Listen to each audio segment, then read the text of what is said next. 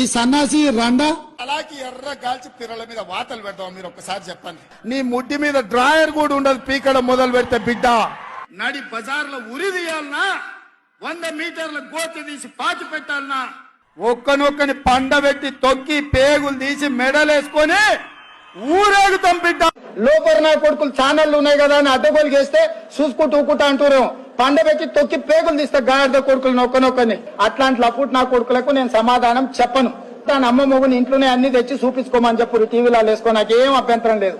ఓ సన్నాసోడా, సోయలేనుడా, చవట, దద్దమ్మ, దిక్కుమాలోడా, దివానగా నెత్తి మీద కాలు పెట్టి తొక్కకపోతే గుండు కొట్టించుకుంటే నా కొడుకల్లారా రండి. అట్లనే తెలంగాణ ప్రజలు అడవి పందుల్లా నీ అయ్యా అరే సన్నాసుడా, మా కార్యకర్తలు వాళ్ళని పట్టుకొని యాప చెట్టు కట్టేసి లాగుల తొండలు ఇచ్చి కొడతారని చెప్పి బోర్ల బొక్కలు పండబెట్టి తొక్కుతా.